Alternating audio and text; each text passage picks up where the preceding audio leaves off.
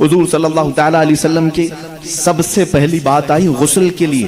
حضور اکرم صلی اللہ تعالیٰ علیہ وسلم کا غسل دیا جائے کہ نہیں دیا جائے. صحابہ ابھی اس بات میں ڈسکس کر رہے تھے. بعض نے کہا ہم نے آج تک میرے آقا صلی اللہ تعالیٰ علیہ وسلم کے لباس کو اترتے ہوئے نہیں دیکھا, ہم میں سے کون ہے جو آپ کا لباس اتارے. صحابہ اکرام رضوان اللہ تعالیٰ علیہ مجمعین نے, بعض نے کہا نہیں, ہر ایک کو غسل دینے کا حکم خود میرے آقا صلی اللہ علیہ وسلم نے فرمایا, ہم کیوں نہ دیں. اسی اسنا میں بیر غرس کا پانی لایا بھی گیا, اور روایات یہ بتاتی ہیں کہ تھوڑی دیر کے لیے صحابہ کو غشی طاری ہوئی. غشی کا مطلب سمجھتے ہیں کہ جیسے بے ہوشی آتی ہے یا جھانپ جس کو کہتے ہیں, نیند آنے سے پہلے جھٹکے لگتے ہیں. جو صحابہ حجرہ رسول میں تھے انہیں جھانپ لگی یا اونگ آئی, غشی طاری ہوئی تھوڑی دیر کے لیے, اور جیسے ہی ان کی آنکھیں کھلی انہوں نے دیکھا رسول کریم صلی اللہ تعالیٰ علیہ وسلم کو مکمل غسل دیا جا چکا تھا. یہ تاریخ میں کہیں نہیں ہے کہ کس نے غسل دیا ہے. اللہ کے حبیب صلی اللہ تعالیٰ علیہ وسلم غسل دے کر کے آرام فرما تھے. یہ منظر ہونے کے بعد صحابہ نے کہا آپس کا اختلاف ہی ختم ہو گیا, دفن کہاں کریں. دفن کے لیے صحابہ میں پھر باتیں آئی.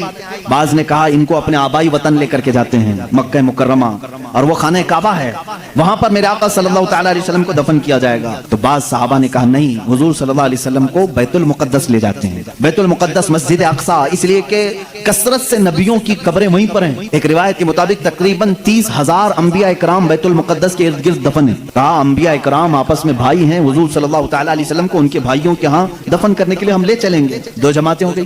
تیسری جماعت صحابہ کی ایک یہ ہے جنہوں نے حدیث رسول ذکر کیا, وہ ان کے رائے تھی, ان کے مشورے تھے, لیکن ایک صحابی نے حضور صلی اللہ علیہ وسلم کی حدیث بیان کی. کہا میں نے میرے آقا صلی اللہ علیہ وسلم سے سنا ہے ہر نبی وہاں دفن ہوتا ہے جہاں اس کی روح قبض کی جاتی ہے. معاملہ ہی ختم ہو گیا, اختلاف ہی ختم ہو گیا.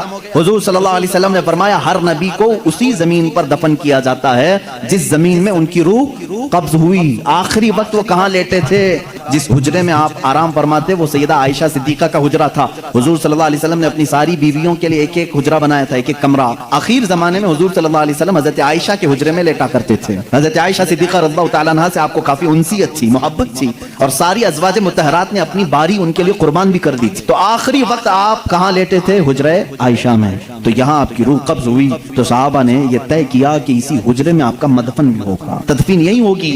حضور صلی اللہ تعالیٰ علیہ وسلم کی قبر انور وہی بنائی گئی. اب یہاں پر تدفین کے بعد آپ کو معلوم ہے یہ حجرہ یوں ہی نہیں کہ اتفاق سے ایسی ہی جگہ کھود دی گئی اور دفن کیا گیا. علماء اور محدثین نے فرمایا جو ٹکڑا میرے آقا صلی اللہ علیہ وسلم کے جسم ناز سے لگا ہوا ہے زمین کا, جہاں میرے آقا صلی اللہ علیہ وسلم کی قبر اطہر بنی ہے, اس کے متعلق فرمایا گیا وہ زمین کا اتنا حصہ عرش اعظم سے بھی افضل ہے.